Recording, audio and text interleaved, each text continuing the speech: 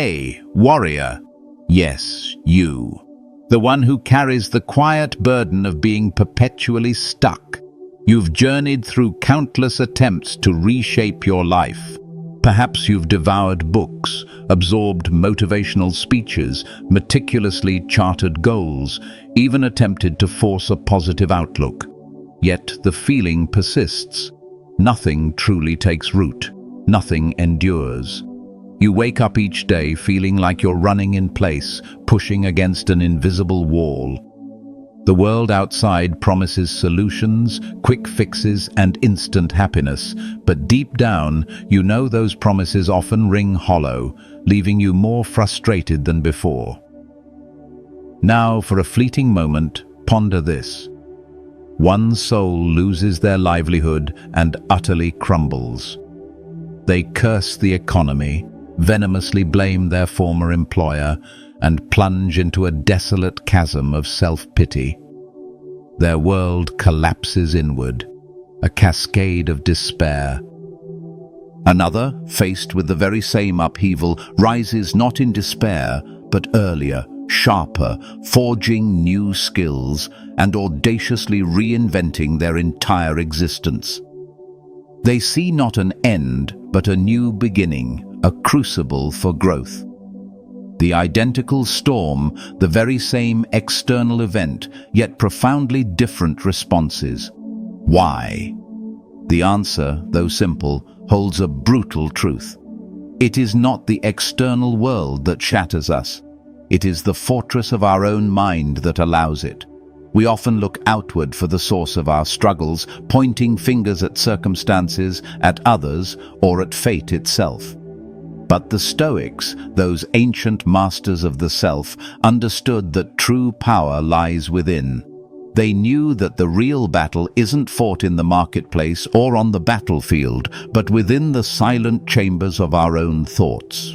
And that, dear friend, is precisely why the ancient wisdom of Stoicism resonates with a profound urgency in our clamorous, chaotic, excuse-laden modern age. In a world brimming with noise, distraction, and emotional fragility, Stoicism offers an unflinching mirror. It whispers a powerful truth. You are the sovereign ruler of your inner domain. Not the fleeting currents of your emotions, not the shifting sands of societal expectations, not the indelible imprints of your past. The journey to fixing your life, you see, doesn't commence with your career, your relationships, or your financial standing. It begins, profoundly, within the crucible of your own mind. It starts with an honest, often uncomfortable, look inward.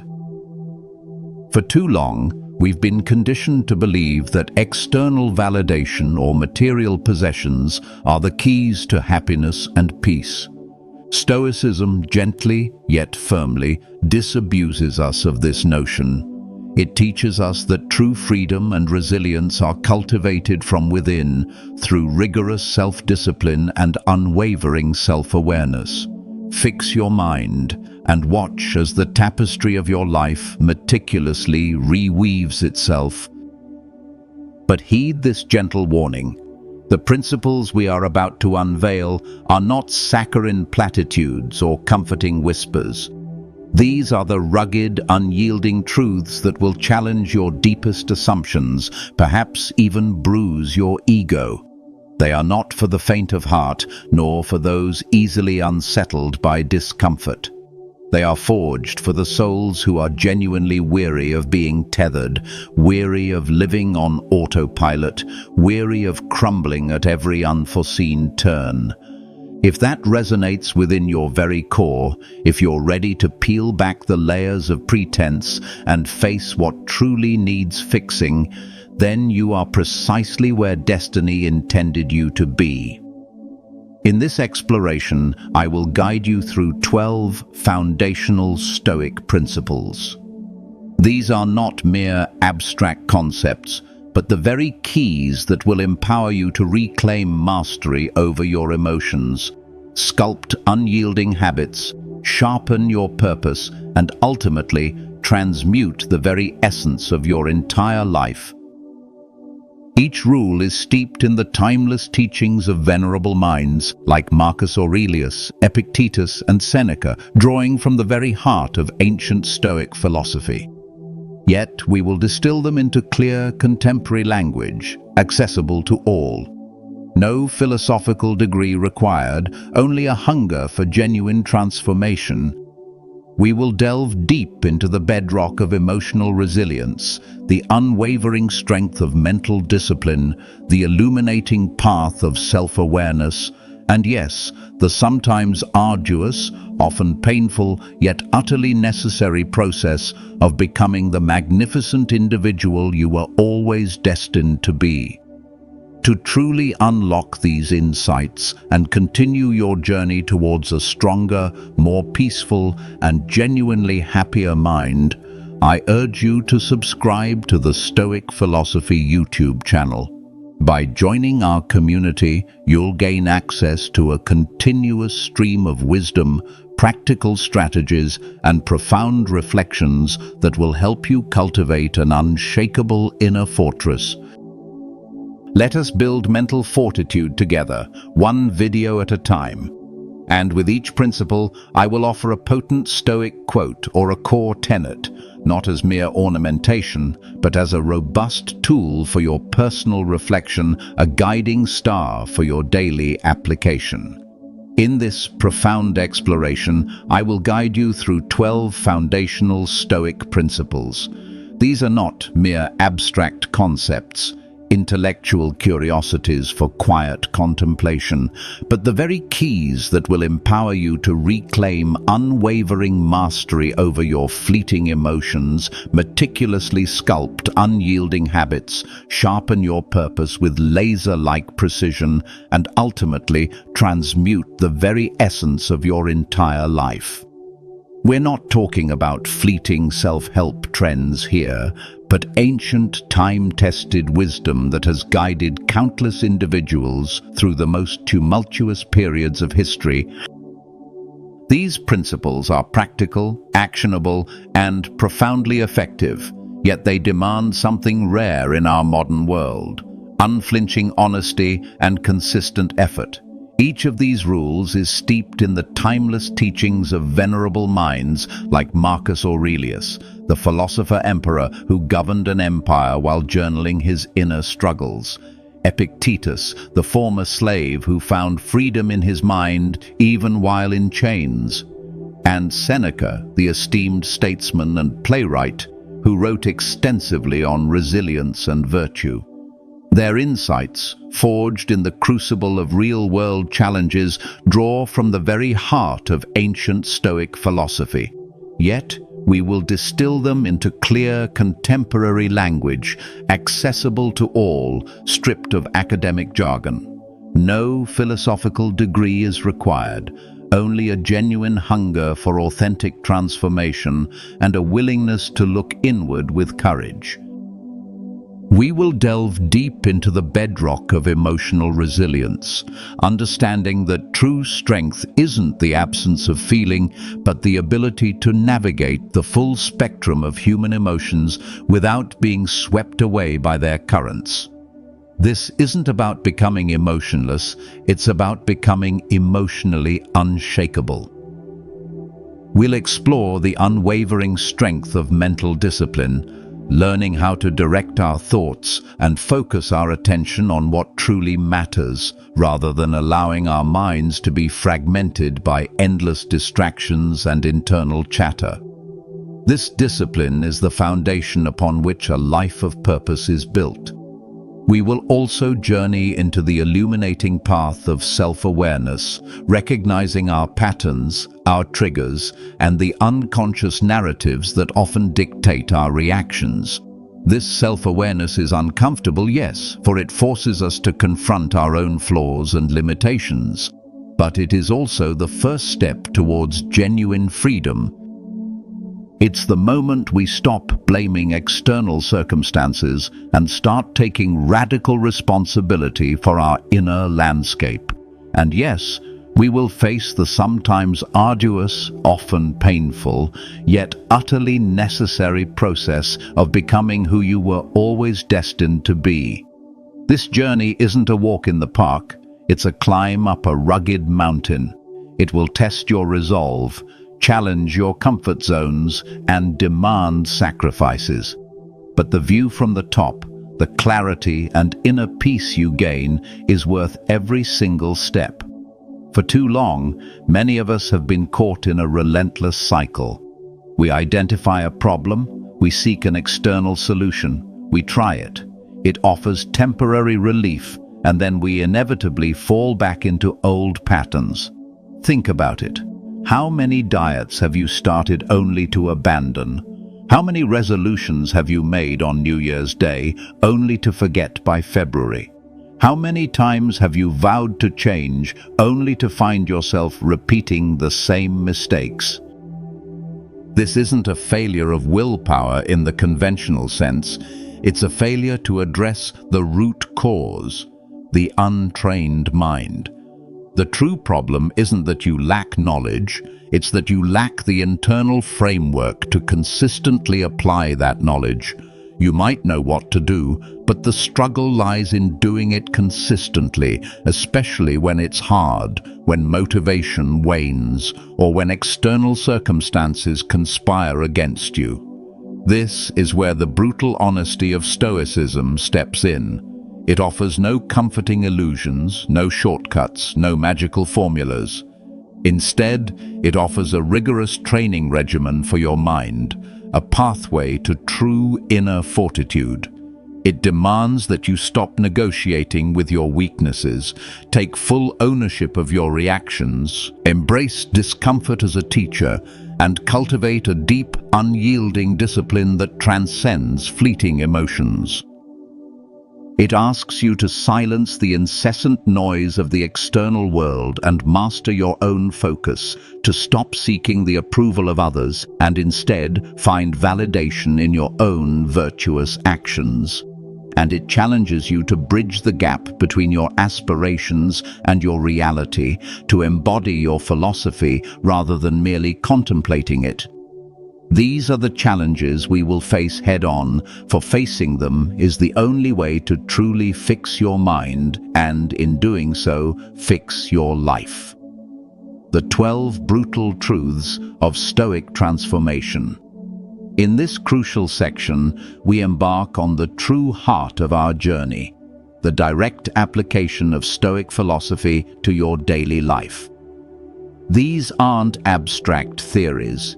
They are battle-tested principles designed to forge an unshakable mind and, by extension, an unyielding life. Each of the following rules offers a profound lens through which to view your struggles, your choices, and your potential. We will peel back the layers of societal conditioning and self-imposed limitations, revealing the raw, powerful truths that ancient Stoics lived by. From mastering your reactions to embracing discomfort, from cultivating unwavering focus to abandoning the need for external approval, these principles will challenge your preconceived notions of control, happiness, and freedom. They are brutal because they demand radical self-honesty and relentless effort, but they are also profoundly liberating. Prepare to confront your inner weaknesses and unlock the immense strength that lies dormant within you. This is where real change begins, not in theory, but in the deliberate daily practice of living with purpose and wisdom. Each rule will be presented with a core Stoic quote, not as a mere adornment, but as a compass for your ongoing reflection and a call to action for your very soul. Let's dive into the core of what it means to fix your mind and fix your life. Rule 1. Stop negotiating with your weakness. You must build up your life action by action and be content if each one achieves its goal as far as possible, and no one can keep you from this. Marcus Aurelius. The most profound misstep individuals make on the arduous path of self-improvement is this: they engage in a silent, insidious negotiation with their own weaknesses. They whisper to themselves, "Just one more hour of sleep won't hurt, will it? I'll commence my diet tomorrow, surely. This is the last time I'll text them, I promise." These are the subtle, self-deceptive bargains we strike, trading long-term growth for fleeting comfort. What remains tragically unseen is that with every whispered compromise, every rationalization, weakness unfailingly triumphs. And when weakness secures victory often enough, it meticulously carves itself into the very fabric of who you become, shaping your identity not by your aspirations, but by your lowest common denominator. This isn't merely about failing once, it's about establishing a pattern, a default mode of surrender. Consider this profound truth. The most formidable version of you, the disciplined, the focused, the confident self, is not shrouded in some distant mystery, a hidden treasure waiting to be stumbled upon. It is, quite simply, being suffocated. Suffocated by years of indulgent comfort, by the seductive whispers of excuses, by the relentless tide of emotional surrender. Imagine a magnificent oak tree, its potential for grandeur immense, yet choked by persistent vines of idleness and complacency. You cannot ascend to that higher version of yourself if you consistently yield every time life presents a challenge, no matter how small. You cannot truly mend your existence if you consistently fold every time boredom, loneliness, or discomfort casts its predictable shadow. Each concession chips away at your self-respect, undermining the very foundation of your inner resolve. The Stoics, in their profound wisdom, grasped this perfectly. They did not chase fleeting comfort. They understood that true growth rarely, if ever, resides in the easy path.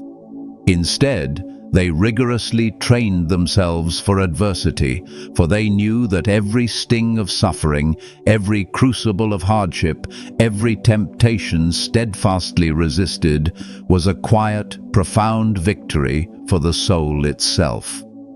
They actively sought out discomfort, recognizing it as the anvil upon which true character is forged. They knew that facing the small struggles daily builds the resilience needed for life's inevitable larger storms. Now, pause and ask yourself, with brutal honesty, when the sentinel of your alarm sounds, heralding a new day and new opportunities, do you rise like a warrior summoned to duty, eyes fixed on your purpose? Or do you permit your emotions to hit the snooze button, extending the comfortable illusion of escape? When anxiety coils in your gut, a knot of unease, do you bravely sit with it, allowing it to temper your spirit, to reveal its message? Or do you frantically seek distraction in the endless scroll of social media or the fleeting, deceptive comfort of food?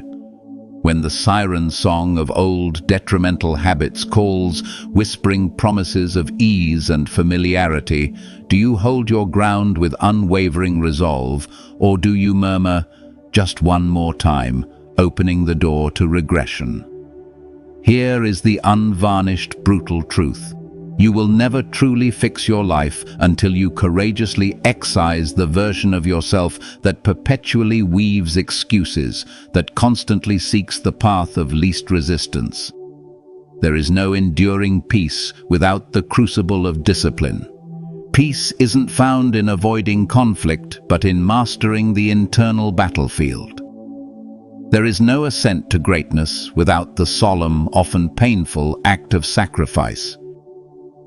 And there is no mind of unyielding strength without facing down your own inherent weaknesses and declaring, with defiant conviction, "Not today." Every instance you delay your own magnificent potential, you are not merely squandering precious, finite time, you are, in essence, betraying your very future, selling your birthright for a bowl of comfortable stew. So the next time temptation whispers, to linger in bed when you promised to rise, to reach out to that toxic influence you swore to cut ties with, to squander another precious day in idleness. You do not engage in debate. You do not argue with the voice of weakness. You do not rationalize it away with clever explanations. You rise. You shut it down. You choose the rugged, demanding path of strength over the deceptive ease of comfort. For that, dear friend, is how warriors are forged. Action by painful, purposeful action. It is through these small, daily acts of defiance against your lower self that true power accumulates. And I care not how far behind you perceive yourself to be, or how many times you may have stumbled and fallen in the past. The very moment you cease negotiating with weakness, the profound, transformative process of healing and rebuilding begins. It starts now with that one decision. Rule 2. Control your reactions or be controlled by them. It's not things themselves that disturb us, but our opinions about them. Epictetus. Picture this vivid scene. Two individuals encounter the very same cutting insult. One, with a calm smile, dismisses it with a light laugh, as if it were a fleeting whisper on the wind, a momentary disturbance barely registered.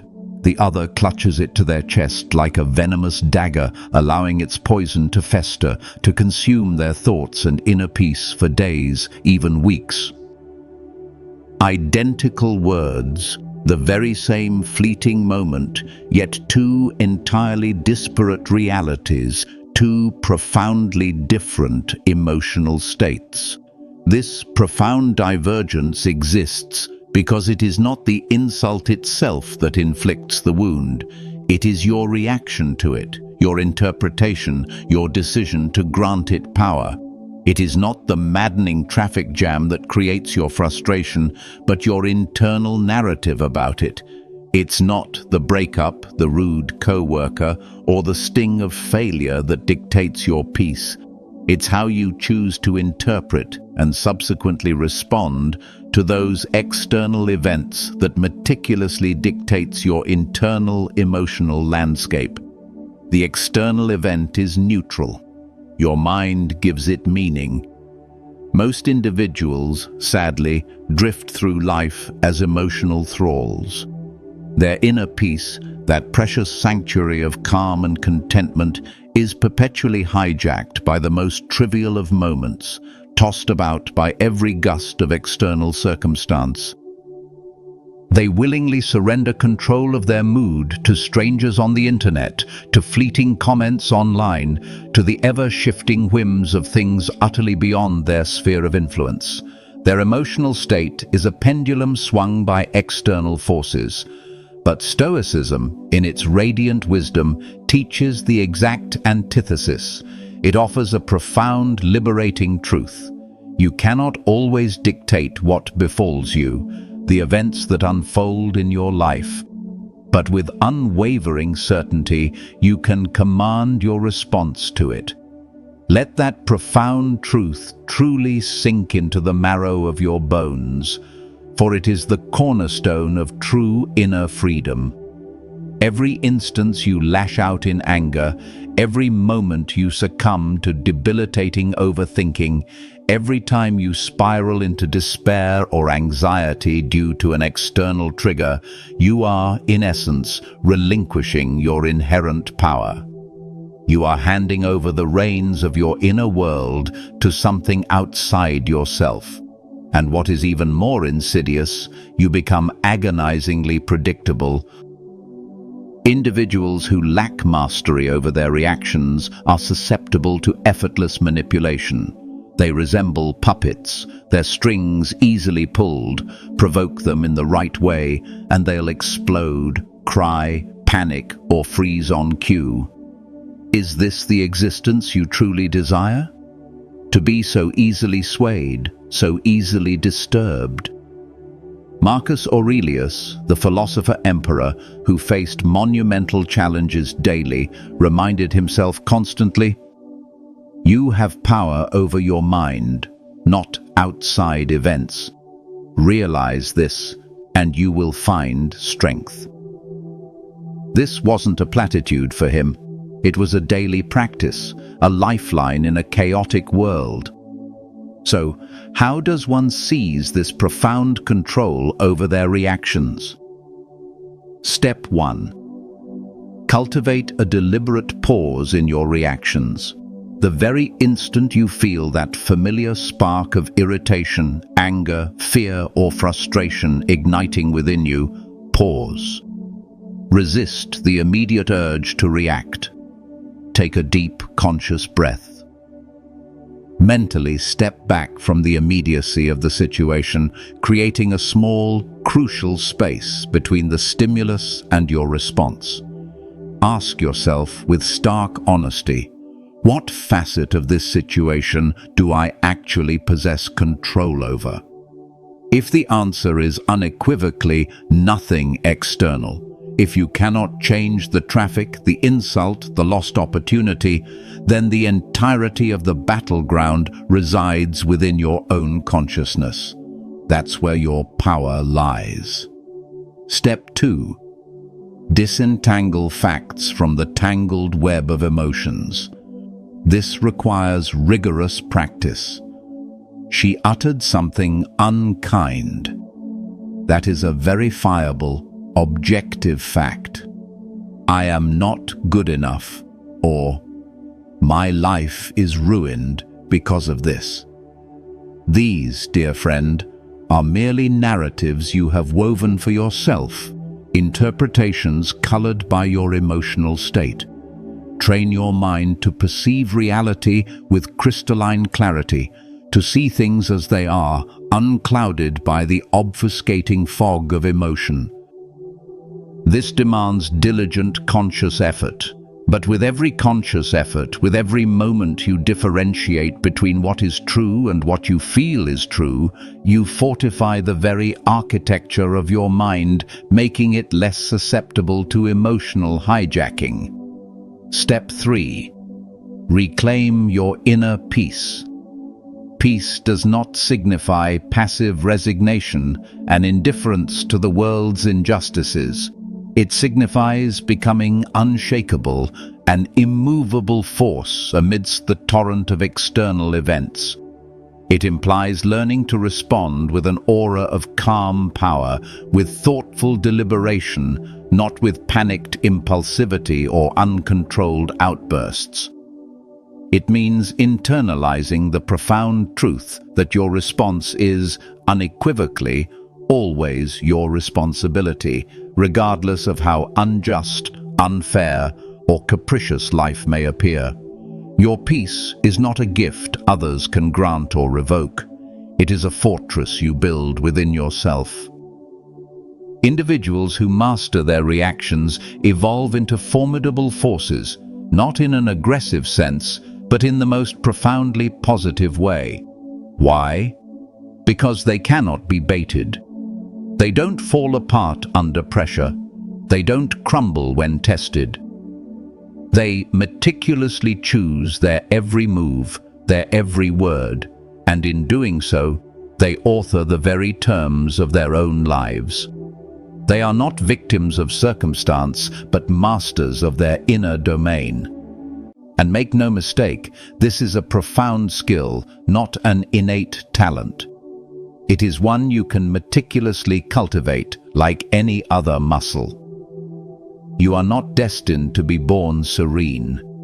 You forge that serenity like a muscle through consistent training, through daily practice of pausing, discerning, and choosing your response. And every time you choose not to react emotionally, every instance you hold your inner center, you unequivocally prove to yourself that you are not merely your feelings. You are the master. not the storm. So the next time someone pushes your emotional buttons or an unexpected difficulty arises, etch this truth into your memory. Their words or the external event are utterly devoid of power unless you choose to bestow it upon them. Their behavior is not a reflection of your worth, but how you choose to respond always is. You want to fix your life? Then stop reacting to every little thing, every minor tremor, as if your sacred peace were up for auction. Choose your response with the deliberate precision of a warrior preparing for battle. Thoughtful, incisive, deeply grounded. For the man or woman who owns their reactions truly owns their life. Rule 3. Do the hard things, especially when you don't feel like it. If you want to improve, be content to be thought foolish and stupid. Epictetus.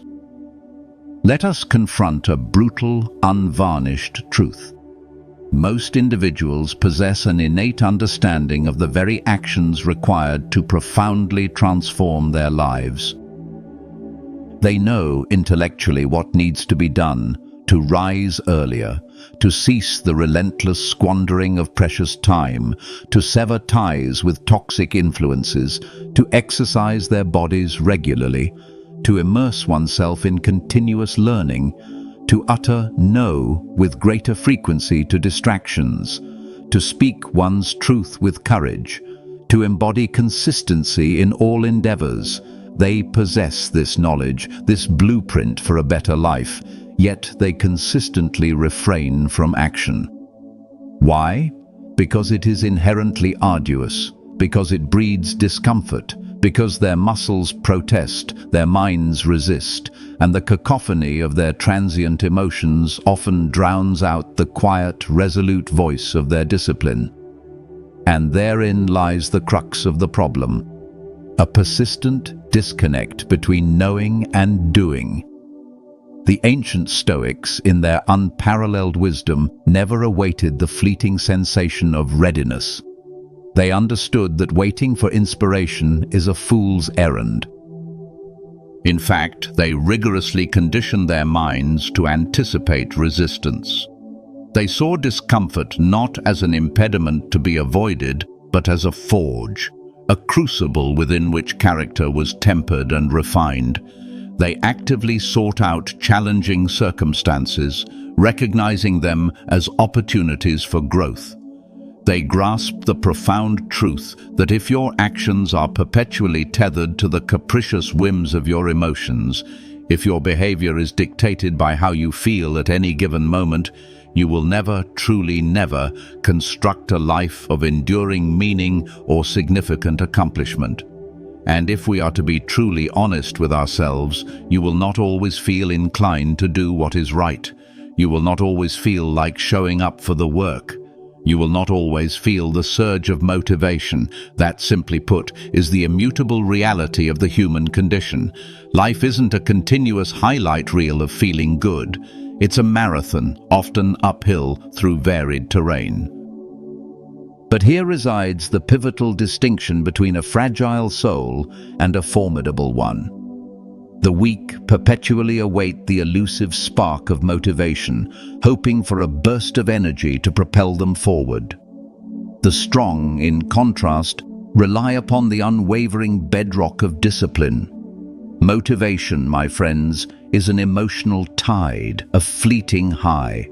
It arrives, inspires, and then, like all highs, it inevitably recedes, leaving you on the shores of inertia. But discipline is a meticulously crafted system. Discipline is the quiet commitment that shows up even when your spirit recoils, when the bed feels too warm, when the task feels too daunting. Discipline extracts you from the warmth of your bed when motivation whispers, "Linger just a little longer." Discipline makes you show up for your responsibilities, for your growth, even on the most arduous, uninspired days. The Stoics mastered this profound truth.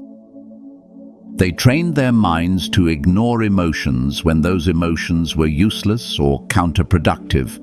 They painstakingly constructed routines, etched values, and embodied virtues, not predicated upon how they felt, but upon the unshakable vision of who they aspired to become. Consider Marcus Aurelius, the philosopher-emperor. He still fulfilled his monumental imperial duties whilst grappling with profound grief, unrelenting exhaustion, and immense external pressures of war and plague. He did not idly await perfect feelings or a burst of enthusiasm. He simply engaged in the work with unyielding resolve. Why? Because duty in the Stoic worldview is profoundly greater than fleeting sentiments. That is a cornerstone of Stoic philosophy. That is the very crucible in which lives are profoundly transformed from scattered potential into tangible reality. If you are resolute in fixing yourself, cease the futile chase for ephemeral motivation hacks or the latest productivity fad. Stop waiting for the stars to align. Start developing daily discipline. Wake up at the same hour each day consistently. Move your body whether you feel like it or not. Control your diet, making conscious choices about what fuels you. Learn daily, pushing the boundaries of your knowledge. Focus intensely on your tasks. Meditate and reflect, calming the incessant chatter of your mind. It may appear mundane, it may feel repetitive. It certainly lacks the allure of the sexy or sensational, the instant gratification promised by much of modern culture. But it works, and perhaps most importantly, it forges character, brick by patient brick. You won't feel like it every day, and that, unequivocally, is perfectly acceptable. The mark of strength isn't never feeling resistant, it's showing up anyway.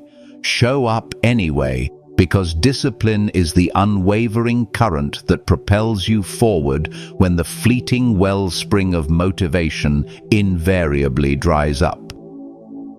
And when you achieve mastery over discipline, you will cease to require external inspiration ever again, for you will have transmuted into the very individual who relentlessly moves forward, regardless of internal or external conditions.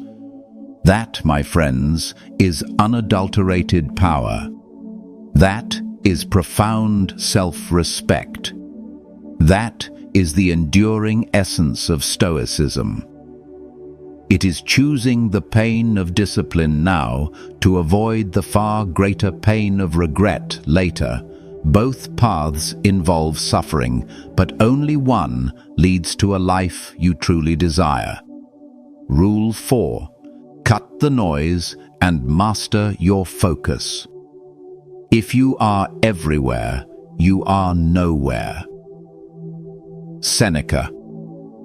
Let us confront an undeniable reality. We inhabit a world that perpetually assaults our senses with a relentless cacophony.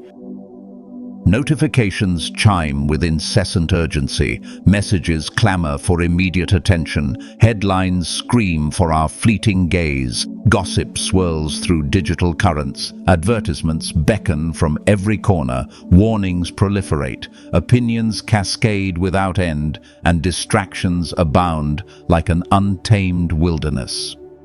Your very being is relentlessly pulled in 100 disparate directions, your attention fragmented, and then you wonder, with a weary sigh, why you feel adrift, anxious, and profoundly disconnected from yourself and your purpose.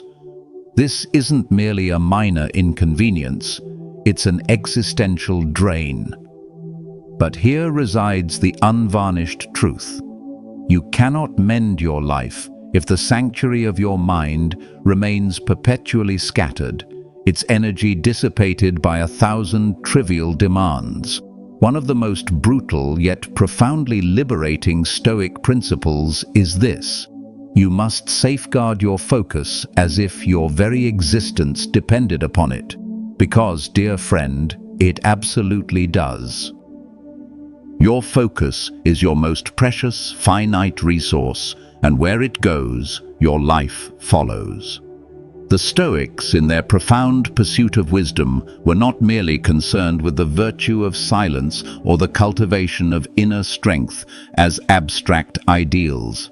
They yearned for absolute clarity, a mind unclouded, undistracted, capable of deep and sustained thought.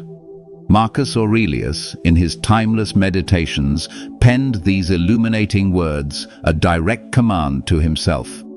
Concentrate every minute like a Roman on doing what's in front of you with precise and genuine seriousness. He didn't advocate for multitasking, a modern delusion of efficiency.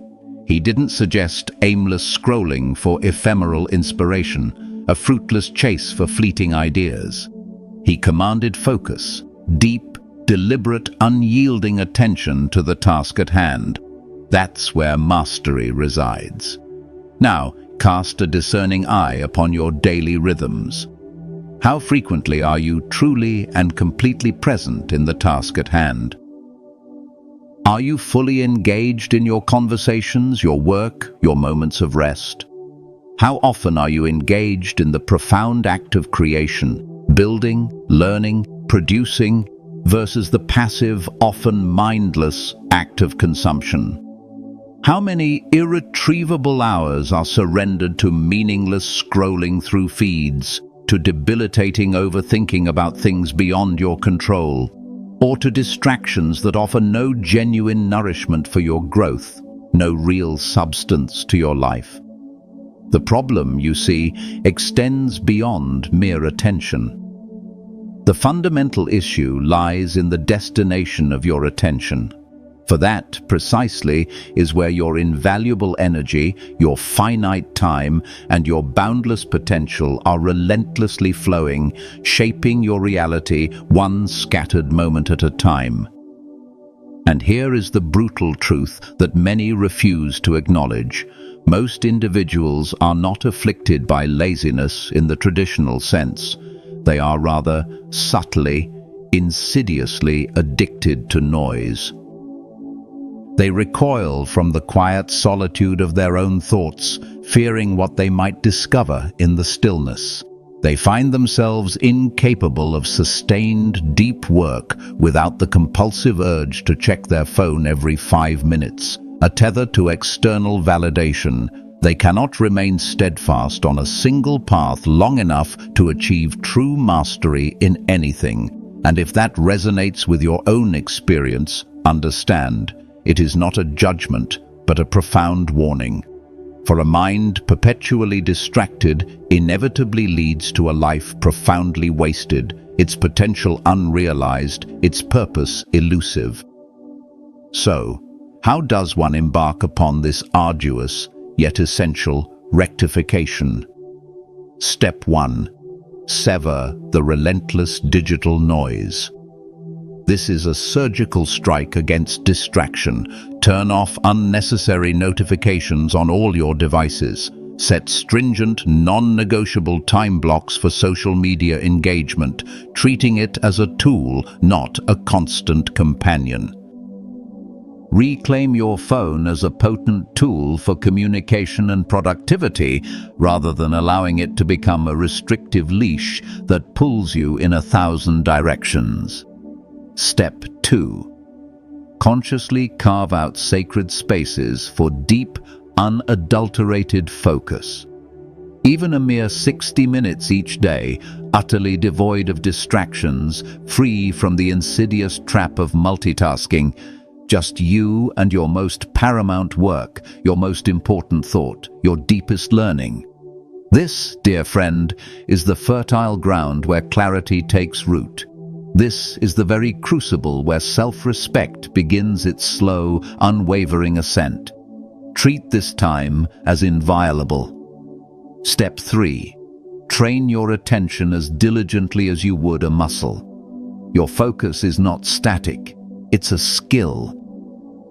Practice being completely present in the simplest of daily acts, the conscious savoring of a meal, truly tasting each bite, the deliberate cadence of your steps during a walk, feeling the ground beneath you, the deep absorption in a book, allowing the words to fully sink in, the methodical stroke of your pen on paper, fully engaged in the act of creation. The more consistently you engage in this practice, the more formidable your focus becomes, extending into all areas of your life. For the world will perpetually attempt to seize your attention, but it is you who possesses the sovereign power to determine what truly deserves it. A Stoic does not chase every fleeting impulse or shiny object. A Stoic chooses deliberately, with unwavering purpose. For a focused individual is a formidable individual. They possess the innate capacity to build, to improve, to grow, and to lead with unwavering resolve, carving their path through the noise. Let me impress this upon you. Your capacity to mend your life is inextricably linked to your capacity to focus on what genuinely holds significance. The relentless torrent of distractions will persist. The incessant noise will always be there, a constant hum in the background. But if you can achieve mastery over your attention, if you can decide where your precious mental energy flows, you can, in essence, master your entire world. Therefore, beginning today, eliminate the meaningless, silence the clamor, and redirect your invaluable energy towards the pursuits that genuinely build the scaffolding of your future, the foundation of a life well lived. Rule 5. Stop seeking approval. You don't need permission to grow. It never ceases to amaze me. We all love ourselves more than other people, but care more about their opinions than our own. Marcus Aurelius. Allow that profound quote to pierce through your very being, a punch to the gut of complacent thinking, a stark mirror held up to one of our most common human frailties. We profess a fervent desire to grow, to evolve beyond our current limitations. We declare our aspiration to become unyielding, independent, even untouchable by external judgment. But then, when faced with the actual steps required, we hesitate. We succumb to crippling doubt. We shrink, our spirits diminished, our potential stifled. Why? Because we tremble at the potential judgment of others. Because we crave the ephemeral warmth of being liked, of fitting in. Because we foolishly, tragically seek external permission before taking even a single step forward on our own path. We allow the imagined reactions of others to hold us captive. But here resides the unvarnished reality that Stoicism compels us to confront. The world, in its vast, indifferent complexity, cares not for your latent potential, your unspoken dreams, or your unexpressed brilliance. And in truth, you possess no inherent need for its fleeting approval anyway. You cannot, unequivocally cannot, fix your life, truly transform your inner and outer world if you are perpetually waiting for others to applaud your every move, to validate your every step. For here is a truth that seldom passes from lips, a difficult pill to swallow. The more profoundly you cultivate yourself, the more rigorously you commit to your own growth, the more fervent the resistance you will inevitably encounter. And this resistance won't always come from outright adversaries or malicious critics. It will often come from the very individuals closest to your heart. Why? Because your ascent to growth disquiets them. Your rigorous discipline illuminates the comfortable shadows of their own indolence, making their lack of effort more apparent. Your unwavering confidence subtly threatens their cherished comfort zones, forcing them to confront their own stagnation. And so, what is their predictable response? They will mock you. They will sow seeds of doubt. They will attempt, perhaps unconsciously, to tether you to the familiar, lesser version of yourself, the one they can readily comprehend, comfortably control, and whose predictability reassures them. But a Stoic, dear friends, does not exist to appease the fickle whims of others. A Stoic lives in unwavering accordance with virtue, not with the fleeting currents of popular approval. A Stoic lives in harmony with truth, not with the transient siren song of popularity or the fear of being an outcast. Epictetus, in his profound teachings, exhorted, "If you want to improve, be content to be thought foolish and stupid." This profound statement implies that if you are paralyzed by the fear of appearing odd, of being profoundly misunderstood for your choices, or of standing in solitary strength when others cling to the crowd, you will never truly ascend to your highest self. You will linger in the realm of the average, remain perpetually silent when you should speak, remain stubbornly ensnared, all for the dubious prize of fleeting acceptance. You will trade your unique potential for universal yet shallow approval. But allow me to speak with brutal honesty. No one is coming to rescue you from your own inertia, your own self-imposed limitations. No one is inherently obligated to believe in your nascent potential, to cheerlead your every step. No one possesses the authority to grant you permission to become the magnificent being you are destined to be, save for yourself. The very moment you consciously, deliberately cast off the shackles of external approval is the precise moment you become truly powerful, for you cease to wait for permission. You act. You no longer beseech validation from others. You build your own worth from within. You no longer endlessly explain your choices. You evolve, letting your actions speak for themselves. So, what if they laugh at your new disciplined habits? So what if they don't understand your newfound boundaries, your profound silences, your consuming devotion to self-cultivation?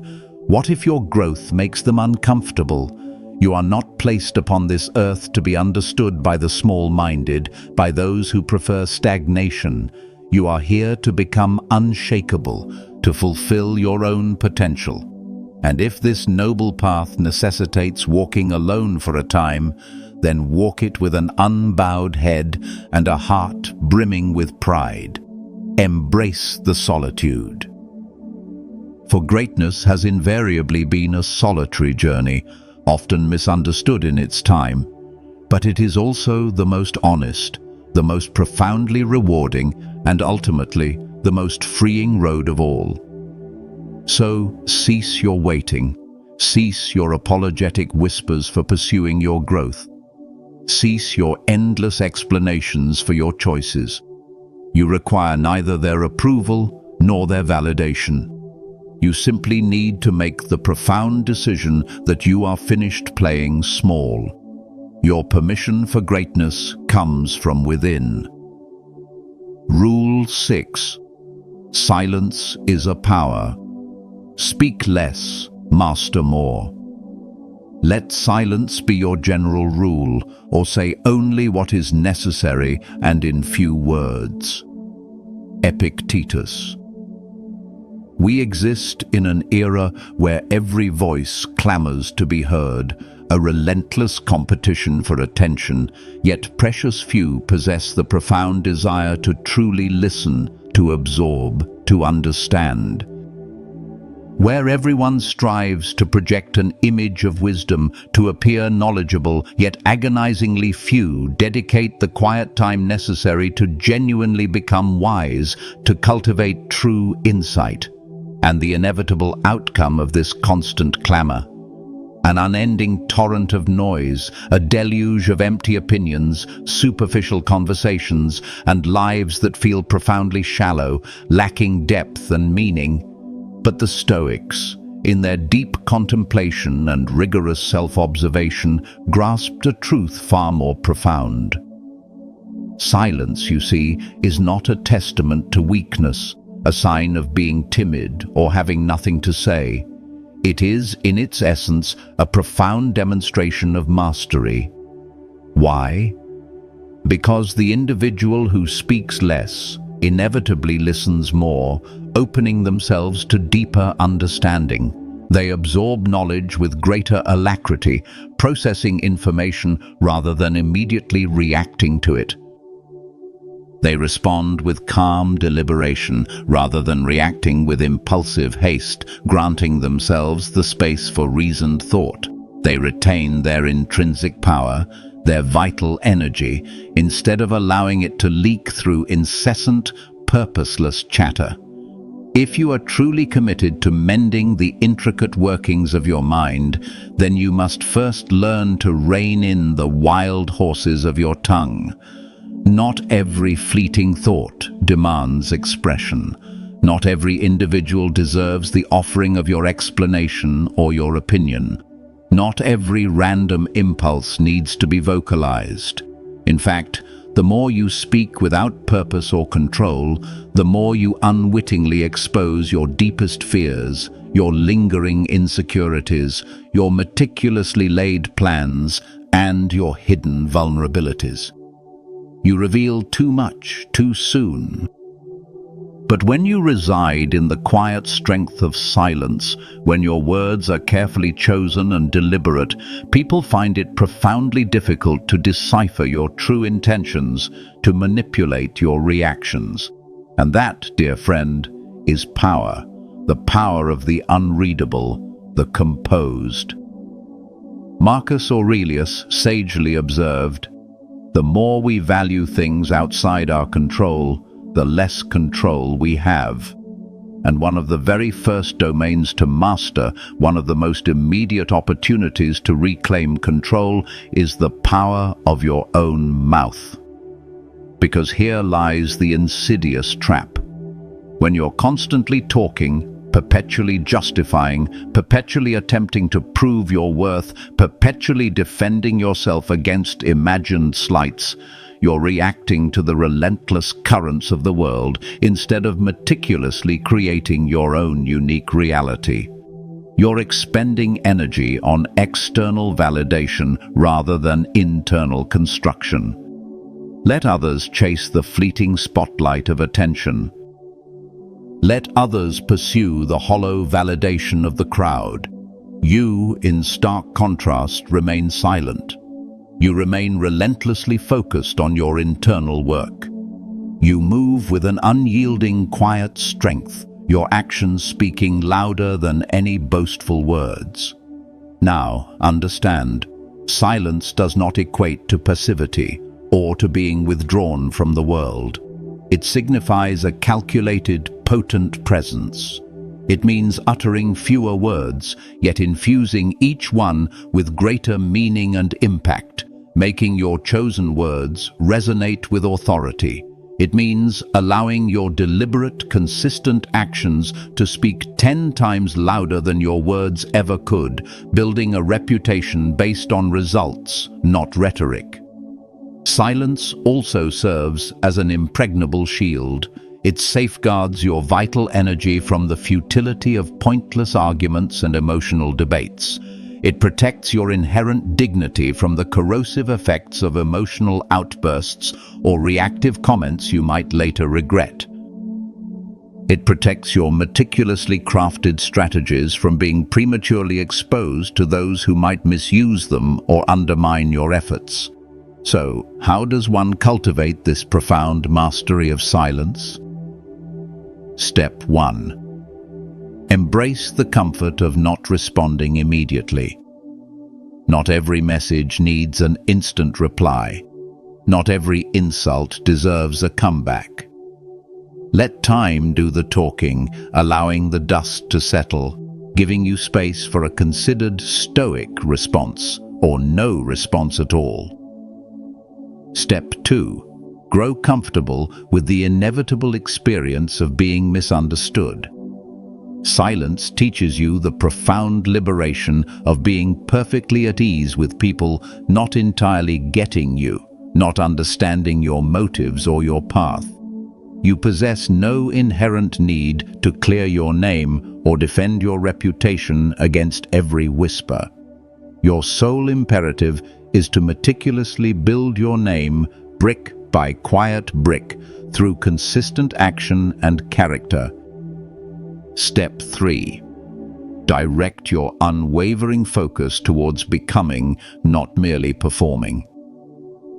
While others frantically strive to project an image of power, to look important, you, in stark contrast, dedicate yourself to the profound act of becoming powerful from the inside out. While they loudly articulate their aspirations and future goals, you, in quiet solitude, labor diligently in the shadows, laying the groundwork. The Stoic path is not clamorous. It is not flashy or designed for public spectacle. It is disciplined, focused, intentional, and it begins, profoundly, with the embrace of silence. So, stop oversharing. Stop giving away your peace through incessant chatter. Stop leaking your energy through your words. Let your silence terrify the insecure, for it is a strength they do not understand.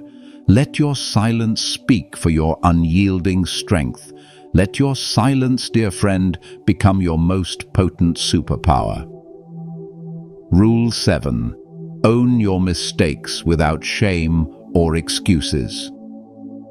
A gem cannot be polished without friction, nor a man perfected without trials. Seneca. Every human being stumbles. Every soul falls short. Every heart carries the quiet, sometimes heavy burden of regret. The difference between a fractured life, destined to repeat its painful cycles, and a magnificently rebuilt one, capable of soaring to new heights, comes down to this pivotal choice. Do you face your errors and shortcomings with the unwavering courage of a warrior, ready to learn and adapt?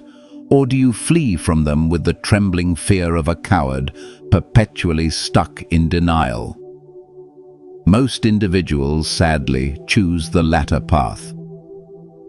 When confronted with their failures, they instinctively seek refuge. They deftly deflect blame onto others, pointing fingers at external circumstances or unfair treatment. They meticulously construct elaborate excuses, weaving complex narratives to absolve themselves of responsibility. They shroud the unvarnished truth beneath layers of distraction, denial, or a forced, brittle positivity that prevents genuine introspection. This avoidance, while offering temporary comfort, is a prison, locking them into cycles of repetition. But Stoicism, in its stark realism, implores us to face reality brutally and completely. It demands unblinking honesty, no matter how uncomfortable, for the only authentic pathway to becoming unshakable, truly resilient in the face of life's challenges is to first be profoundly honest with yourself, to acknowledge what is without sugarcoating. Did you waste precious years in the corrosive grip of a toxic relationship, clinging to something that harmed you? Own it. Did you betray your own cherished standards and values, compromising your integrity? Own it. Did you lie, cheat, procrastinate, or engage in insidious self-sabotage that undermined your potential? Own it. Not with a suffocating weight of guilt that paralyzes you, not with the corrosive sting of shame that makes you hide, but with an unyielding courage that propels you forward. You see, shame, in its insidious grip, keeps you tethered to the past, paralyzed by what you've done. But ownership, true, unvarnished, courageous ownership, sets you profoundly free. Owning your mistakes doesn't mean drowning in the bitter seas of regret. endlessly replaying your failures. It means standing tall, with shoulders squared, looking directly at the uncomfortable truth and declaring with defiant conviction, "Yes, I stumbled. Yes, I failed. But now I rise, transformed by the lesson, and I will never regress to that former self." It is an act of liberation, of taking back your power from the past. Seneca, in his timeless wisdom, reminds us that every trial, every error, every scar etched upon our souls is not a mark of disgrace, but a necessary part of becoming who we were meant to be. These experiences are the friction that polishes the gem of your character. Stop hiding your wounds, for they are not marks of shame. They are your eloquent proof that you have lived, that you have wrestled with adversity, that you have struggled, and most importantly, that you have profoundly learned. Stop trying to look perfect, for perfection is not only unattainable, but also the insidious enemy of authentic growth. No one learns without making mistakes. Instead, cultivate a radical, unyielding self-honesty, the kind that might make you momentarily flinch from the truth, but that also, paradoxically, fuels your most profound, lasting transformation. Here is the unadulterated, hard truth. You cannot mend your life if you continually rewrite the narrative of your past to make yourself feel more comfortable, to protect your fragile ego. You cannot build a new future on a foundation of lies or self-deception. So stand unflinchingly in the fire of your own truth. Take full, unmitigated responsibility, not just for the chapters that have passed, for the choices that led you here, but crucially, for who you consciously choose to become now, in this very moment. No more fabricated stories, no more comforting lies, no more avoiding the stark reflection in the mirror. Own it all, the good, the bad, the ugly. And then rise from it, phoenix-like, transformed and stronger for the encounter. This act of owning your truth is an act of ultimate self-mastery. Rule 8. Discomfort is your teacher. Stop running from it.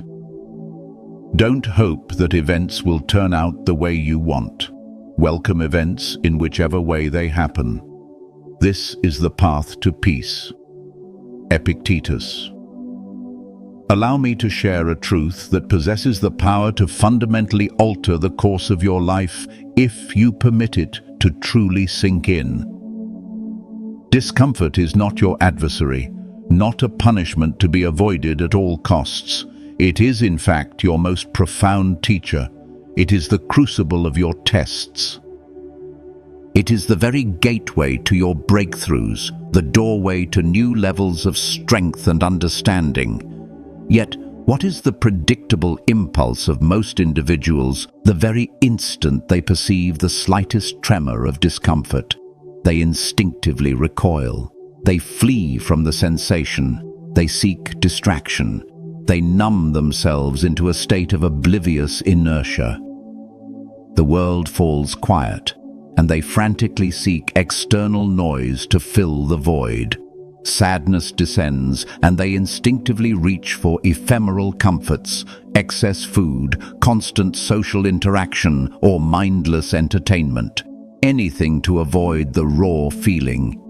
Uncertainty looms, and they succumb to panic, spiraling into debilitating overthinking and eventual breakdown.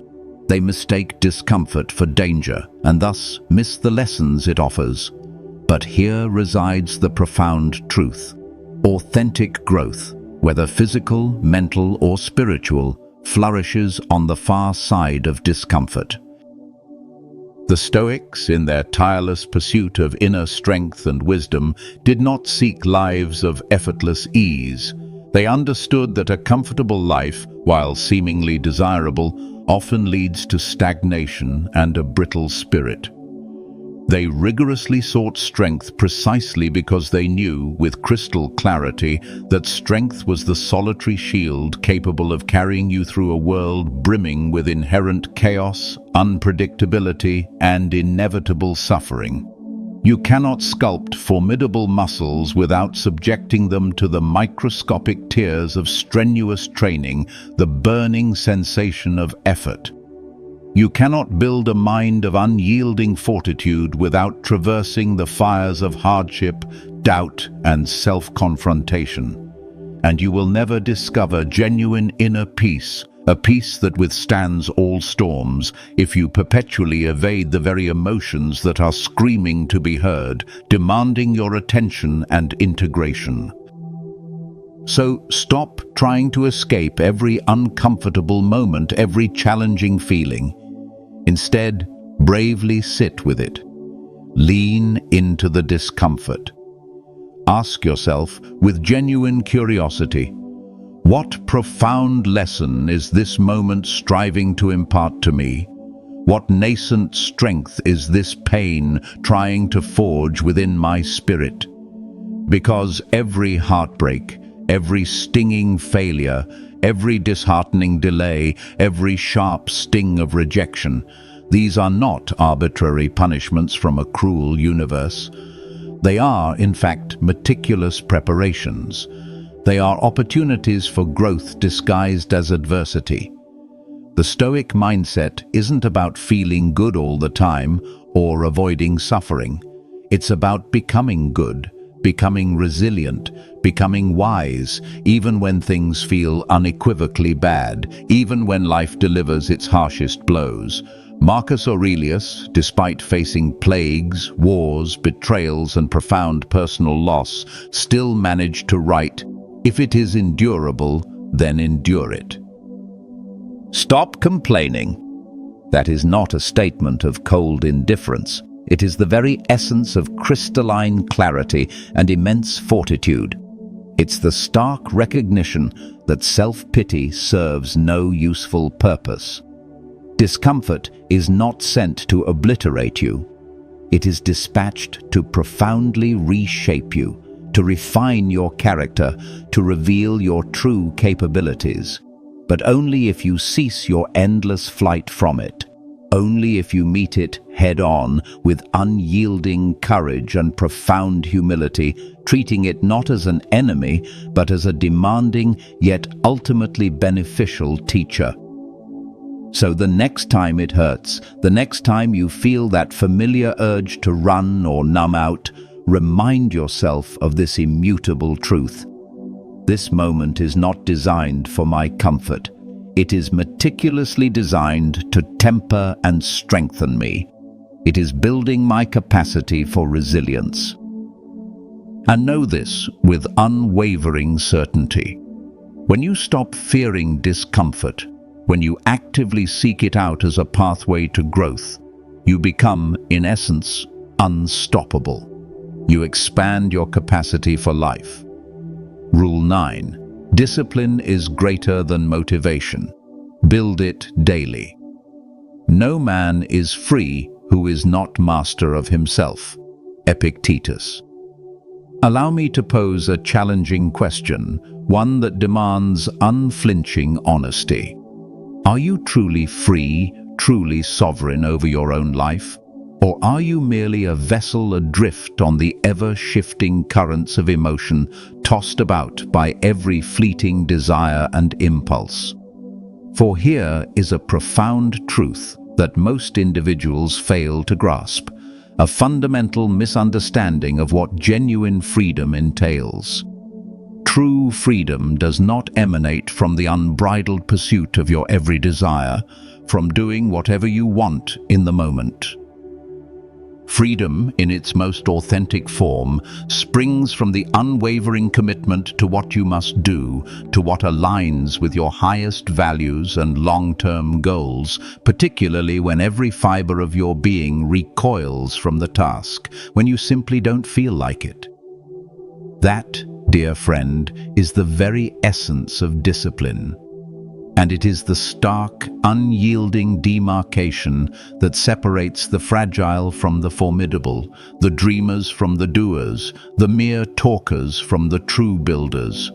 Motivation, you see, is an ephemeral emotion. It is a fleeting mood, a transient high, a spark of initial enthusiasm. And like all highs, it inevitably dissipates, leaving you adrift on the shores of inertia, waiting for the next burst of inspiration.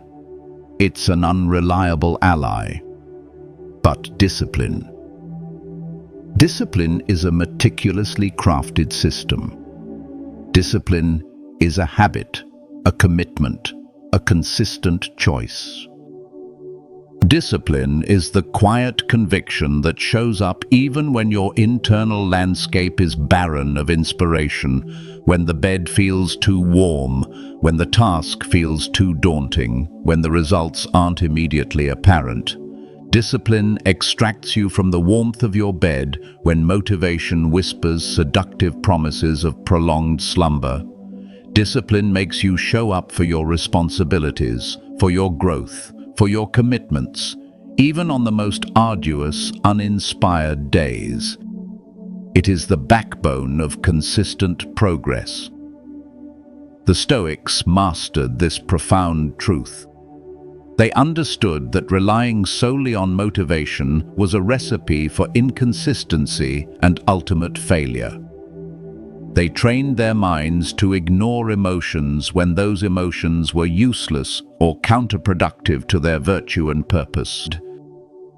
They painstakingly constructed routines, enshrined core values, and embodied unwavering virtues, not predicated upon how they felt in any given moment, but upon the unshakable vision of who they aspired to become: resilient, wise, just, and self-controlled. Consider Marcus Aurelius, the philosopher-emperor. He still fulfilled his monumental imperial duties whilst grappling with profound grief, unrelenting exhaustion, and immense external pressures of war and plague. He did not idly await perfect feelings or a burst of enthusiasm to govern.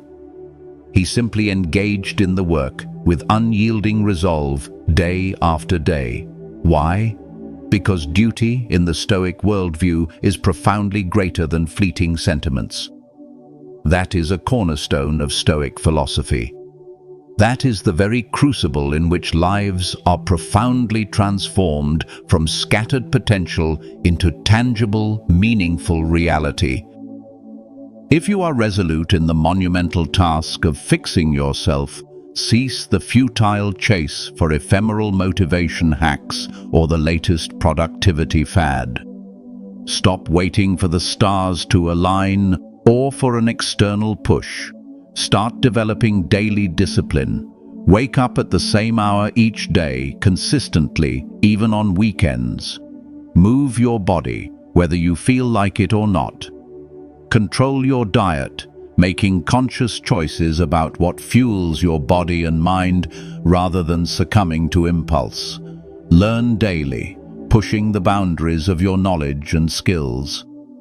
Focus intensely on your tasks, minimizing distractions. Meditate and reflect, calming the incessant chatter of your mind and gaining clarity. It may appear mundane, it may feel repetitive. It certainly lacks the allure of the sexy or sensational, the instant gratification promised by much of modern culture, but it works. And perhaps most importantly, it forges character, brick by patient brick, building an inner strength that is truly yours. You won't feel like it every day. You will face resistance, internal and external, and that, unequivocally, is perfectly acceptable. The mark of strength isn't never feeling resistant. It's showing up anyway, consistently choosing your higher self. Show up anyway, because discipline is the unwavering current that propels you forward when the fleeting wellspring of motivation invariably dries up. And when you achieve true mastery over discipline, when you have cultivated a consistent habit of purposeful action, you will cease to require external inspiration ever again, because you will have transmuted into the very individual who relentlessly moves forward regardless of internal whispers or external circumstances. That, my friends, is unadulterated power. That is profound self-respect. That is the enduring essence of Stoicism. It is choosing the pain of discipline now, the discomfort of consistent effort, to avoid the far greater lingering pain of regret, stagnation, and unrealized potential later. Both paths involve a form of suffering, but only one leads to a life you truly desire and deserve.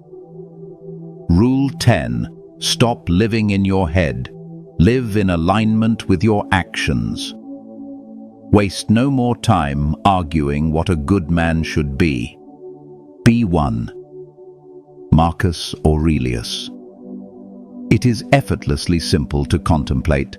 It is effortlessly simple to imagine. It is effortlessly simple to dream of being better, stronger, wiser, more virtuous. We can spend countless hours in the comfortable armchair of our minds, picturing our ideal selves, strategizing our perfect future, debating philosophical concepts. But none of these mental exercises in isolation possess the power to fundamentally alter the course of your life. They are rehearsals without the performance. What then instigates genuine, profound transformation? Action.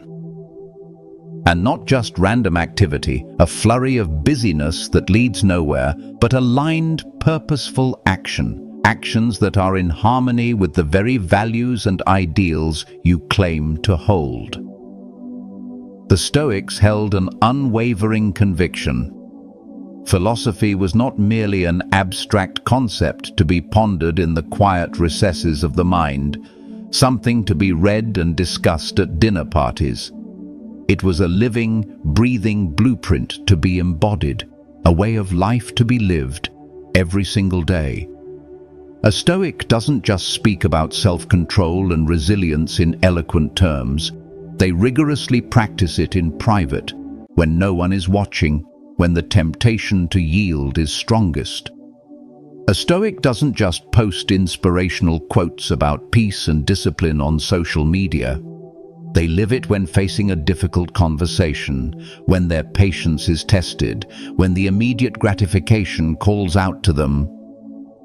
That, dear friend, is the very essence of alignment, when your words, your thoughts, and your actions become one unified force. Yet most individuals navigate their existence leading two disparate lives. The first resides within the boundless realm of their minds, a landscape brimming with noble goals, crystalline clarity, profound wisdom, and heroic intentions. This is the aspirational self, the one they wish to be. The second exists in the stark, often uncomfortable reality of their daily lives, a landscape often riddled with stark contradiction, pervasive excuses, and debilitating confusion. This is the actual self, the one whose actions reveal their true priorities. They vocalize their desire for inner peace, yet they readily engage in gossip, constantly complain, and seek out drama. They declare their yearning for profound growth and self-improvement, yet they consistently succumb to procrastination and mind-numbing digital scrolling. They say they want to become truly stoic, to master their emotions, but they continue to live like emotional thralls, swayed by every fleeting impulse and external event. Here resides the unvarnished, brutal truth. It doesn't truly matter what you know intellectually, what books you've read, or how many wise quotes you can recite. It matters what you do. All the quotes, all the motivational videos, All the accumulated wisdom means absolutely nothing if your daily actions unequivocally contradict it. If your life is a testament to hypocrisy, however unintentional. You want to fix your life to build something meaningful and resilient? Then stop performing for an audience. Stop pretending to be someone you're not. Stop talking about who you will be and start embodying that person now. You know what needs to be done. You likely have a clear sense of the actions that would bring you closer to your ideal self. Now do it. If you say you're stoic, then prove it by training your emotions daily, by pausing before reacting, by choosing reason over impulse. If you say you value time as your most precious commodity, then stop wasting it on trivial pursuits and invest it wisely. If you claim to be focused and dedicated, then prove it with your choices by minimizing distractions and giving your full attention to what truly matters. Don't chase the elusive phantom of perfection. Perfection is often an excuse for inaction. Instead, relentlessly chase alignment. Because when your deepest values and your daily actions seamlessly match, you feel whole, integrated, and authentically powerful. That's where true peace lives. That's where self-respect grows, not from external validation, but from internal consistency. Marcus Aurelius, in his directness, didn't sit around pondering the ideal man. He said, "Be one." Not later, not when it's convenient, not when you feel perfectly ready. Now. So from this moment on, every time you feel confused, every time you face a choice between what is easy and what is right, ask yourself, what would the strongest, most aligned version of me do in this moment? And then, with unwavering resolve, do precisely that. Let your life speak louder than your mouth. Let your quiet consistency replace your desperate need for applause or recognition. Let your quiet, profound alignment make you untouchable, resilient against the world's chaos and your own internal weaknesses. For when your actions match your values, when your philosophy is embodied, you become truly dangerous, not to others, but to your own lower self, your own weakness, your own procrastination. You become the person you were meant to be. Rule 11. Embrace voluntary discomfort, premeditatio malorum. He who fears suffering suffers already from what he fears. Seneca. The human mind, in its default setting, is hardwired for comfort and avoidance of pain. We instinctively recoil from anything that feels unpleasant, from a chilly morning shower to a difficult conversation. But this innate tendency, while seemingly protective, is in fact an insidious trap, a gilded cage that prevents true growth and resilience. The Stoics, with their profound psychological insight, understood this deeply. They didn't just tolerate discomfort, they actively sought it out through a practice known as premeditatio malorum, or the premeditation of evils. This isn't about morbid dwelling on misfortune, it's a deliberate training of the mind to confront adversity before it strikes. Most people live in a state of fragile peace, constantly surprised and undone by life's inevitable challenges. A job loss, a financial setback, an illness, a betrayal. Any of these can send a person into a spiral of despair, anger, and self-pity because they have never mentally prepared for them. Their minds are soft, unexercised against the blows of fate. But the Stoic doesn't hope for an easy life. They prepare for a difficult one, knowing that true peace comes not from the absence of problems, but from the unshakable strength to meet them head-on. By deliberately exposing ourselves to small, chosen discomforts, we build a mental and emotional callus, fortifying ourselves against life's larger, unchosen trials. Think about it. Do you complain about the cold weather from the warmth of your home, or do you step out and embrace it, even for a few minutes? Do you avoid challenging tasks, preferring the familiar and easy, or do you lean into the unfamiliar, knowing it will stretch your capabilities? The Stoics understood that the pain we imagine, the fear of what might happen, often causes more suffering than the actual event itself. We are often more undone by our anxiety about the future than by the future when it arrives. By voluntarily facing minor discomforts, we dismantle this fear, proving to ourselves that we are capable of enduring more than we believe.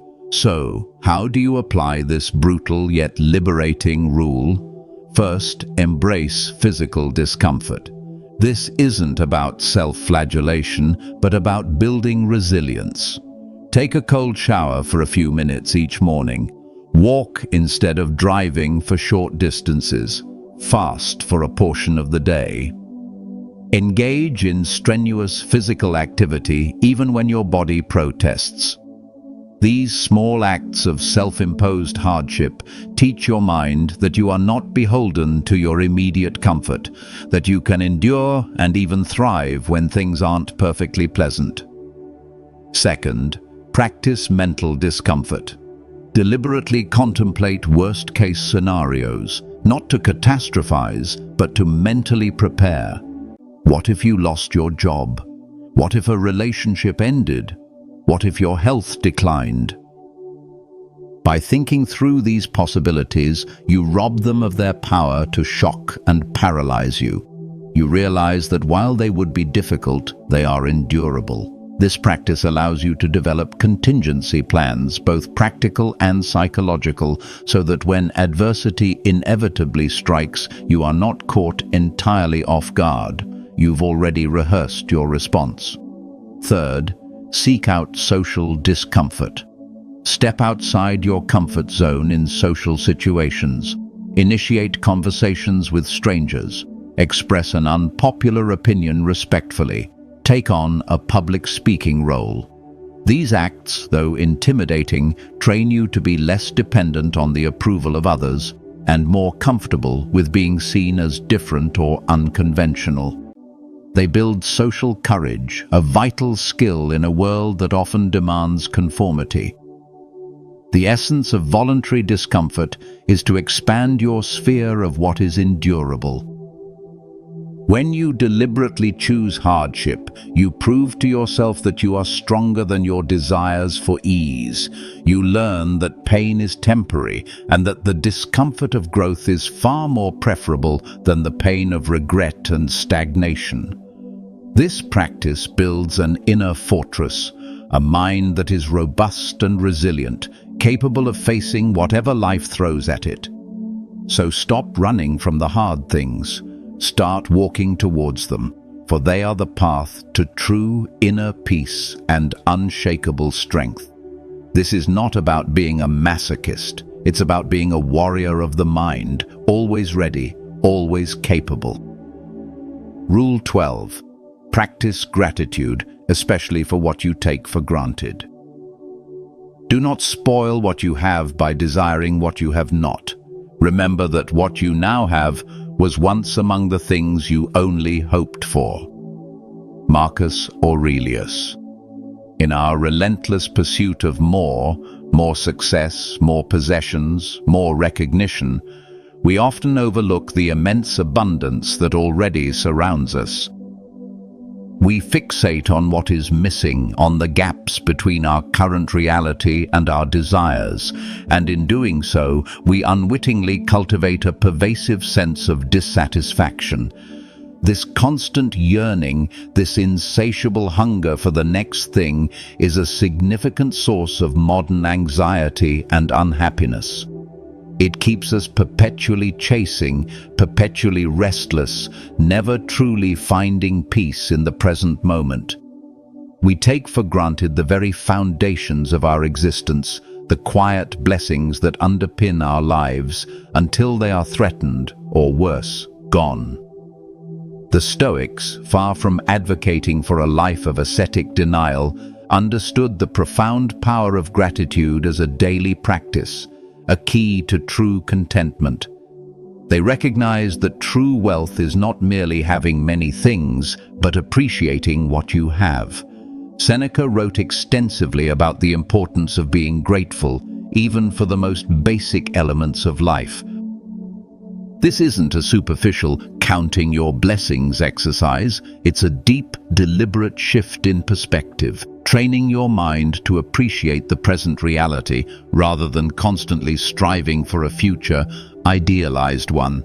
It's about recognizing the inherent goodness in what is, right now, rather than perpetually dwelling on what isn't. Think about it. How often do you truly appreciate the simple act of breathing, the warmth of your home, the taste of clean water, the ability to walk, to see, to hear? These are miracles that countless individuals around the world do not possess or have lost.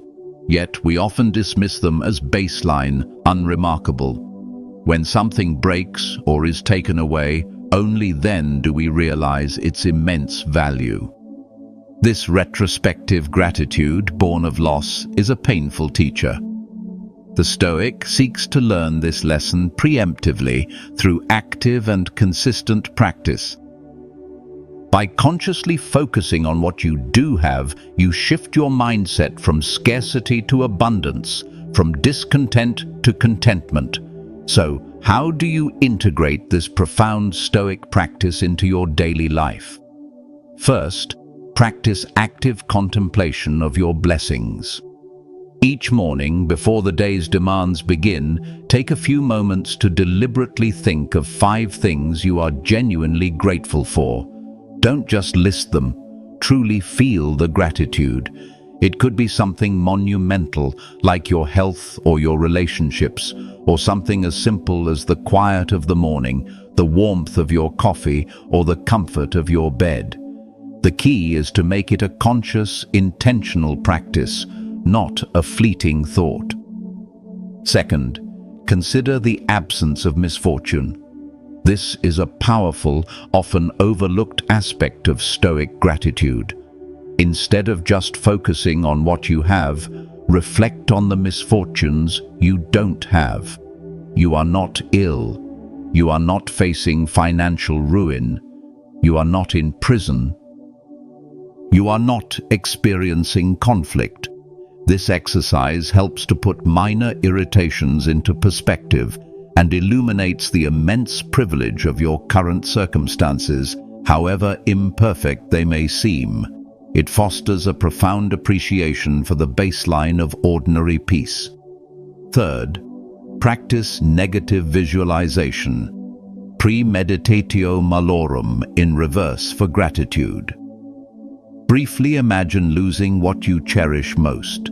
What if you lost your sight, your hearing, your mobility? What if your loved ones were suddenly gone? This isn't about dwelling on tragedy, but about vividly realizing the preciousness of these things. When you snap back to reality, the presence of these blessings will be amplified, deepening your gratitude for them in the present moment. This practice turns complacent appreciation into profound reverence. The cultivation of gratitude is not merely a feel-good exercise. It is a fundamental shift in your internal operating system. It transforms your perception of reality, making you less susceptible to external whims and more anchored in an inner sense of peace and abundance. When you genuinely appreciate what you have, you disrupt the endless cycle of desiring more and start living with a deep sense of contentment. This doesn't mean you stop striving for improvement or setting goals. It means you pursue those goals from a place of sufficiency, not deficiency. You want to fix your life? Then begin by recognizing and deeply valuing the immense gifts you already possess. For the truly grateful person is the truly rich person, regardless of their external circumstances. The unveiling, your sovereign power. We have journeyed together through the sometimes uncomfortable, often challenging, yet profoundly liberating principles of Stoic wisdom. We've peeled back the layers of self-deception, confronted our tendencies to react emotionally, and begun to understand the immense power of discipline, focus, and radical self-honesty. We've faced the hard truths about seeking external validation, the deceptive comfort of silence, the necessity of owning our mistakes, the transformative power of discomfort, and the profound liberation of gratitude. But now, as we stand at the precipice of true understanding, it is time for the singular, most vital revelation.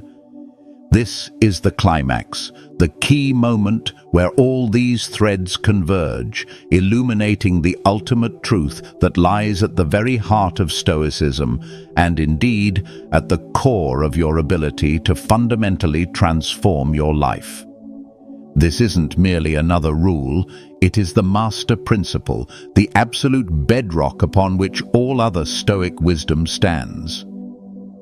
It is the profound recognition that if you fail to grasp this, all the other principles, however meticulously applied, will remain but fleeting attempts at self-improvement, ultimately insufficient to forge a life of true and lasting peace. Here it is, simple yet shattering in its implication.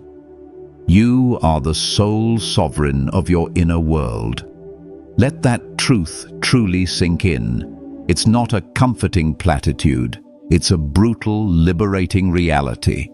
You, and you alone, possess absolute, unassailable authority over your thoughts, your judgments, your interpretations, and your responses. Not your past, not your upbringing, not your current circumstances, not the actions of others, not the fickle whims of fortune. Your job, your bank account, your relationships, your health, these are all, to varying degrees, subject to external forces. They can be given, and they can be taken away. But your mind, your inner citadel, that sacred space where you process reality and choose your reactions, remains eternally yours to command. No one, absolutely no one, can enter it without your permission. No one can force you to feel anger, despair, envy, or fear unless you consent to it. This is the very essence of Epictetus's timeless dichotomy of control. Some things are in our control and others are not. Things in our control are opinion, pursuit, desire, aversion, and, in a word, whatever are our own actions. Things not in our control are body, property, reputation, command, and, in a word, whatever are not our own actions. The profound, life-altering truth is that most individuals, tragically, spend their entire lives fixated on what is not in their control. They obsess over the economy, the weather, other people's opinions, past injustices, or future uncertainties. They invest enormous emotional energy trying to manipulate or control external factors, things that are fundamentally indifferent to their desires, and then they wonder why they feel perpetually anxious, frustrated, and powerless. They are, in essence, trying to steer a ship by trying to control the ocean itself, rather than simply mastering their own rudder. The Stoic, in stark contrast, understands this fundamental division. They do not waste a single moment of precious mental or emotional energy on what is outside their sphere of influence. Their entire focus is laser-sharp, directed inward upon the only true domain of their power, their judgments, their choices, their character, their response. They know that peace does not come from controlling the world, but from mastering themselves within it. This revelation is the ultimate key to fixing your life. Because once you truly internalize this, not just intellectually but deep in your bones, you stop being a victim of circumstance and become the architect of your destiny. You realize that external events are merely raw material, neutral inputs. Your happiness, your peace, your strength, your very identity are not dictated by what happens to you, but by what you choose to do with what happens to you. This is the moment to choose. This is the climax of your transformation. Are you going to continue surrendering your peace, your precious mental energy, and your boundless potential to the capricious whims of the external world? Or are you, finally, going to step into your sovereign power, reclaim ownership of your inner domain, and fiercely guard it against all intruders, whether they be negative thoughts, toxic influences, or the crushing weight of external expectations? This choice, profoundly, irrevocably, dictates the quality of your entire existence. This is not about control over others. It's about absolute, unyielding control over yourself. This is where true freedom begins. This is where true power resides. Conclusion. So, here we stand, at the culmination of our exploration, having delved into the profound depths of Stoic wisdom. We've unraveled the core challenges that tether us to lives of perpetual struggle and reactivity, and we've meticulously examined the 12 brutal yet profoundly liberating truths that pave the way for genuine, lasting transformation. We've seen that the journey to fixing your life isn't found in external circumstances or fleeting desires, but in the unwavering, consistent effort to fix your mind. We started by acknowledging the pervasive feeling of being stuck, recognizing that true change begins not by negotiating with our weaknesses, but by confronting them head-on. We learned that while we cannot control external events, we possess absolute sovereignty over our reactions to them, choosing composure over chaos. We embraced the uncomfortable truth that discipline is paramount, far outstripping the fleeting surge of motivation, demanding consistent action even when we don't feel like it. We understood the critical need to cut through the relentless noise of the modern world and master our focus, directing our precious attention only where it truly serves our growth. We then liberated ourselves from the insidious need for external approval, recognizing that true growth often makes others uncomfortable, and that permission for greatness comes from within. We discovered the profound power of silence, learning to speak less and observe more, making our actions speak louder than our words. We faced the imperative to own our mistakes without shame or excuses, turning failures into invaluable lessons that forge resilience. We recognized that discomfort is our greatest teacher, a forge for character rather than an enemy to be avoided. And we reaffirmed that discipline, cultivated daily, is the bedrock of true freedom, far surpassing the erratic nature of motivation. We concluded by recognizing the absolute necessity of living in alignment with our actions, bridging the gap between who we say we are and who we truly embody. We embraced voluntary discomfort through premeditatio malorum as a vital tool for resilience, and finally discovered the profound, transformative power of gratitude, especially for the blessings we often take for granted.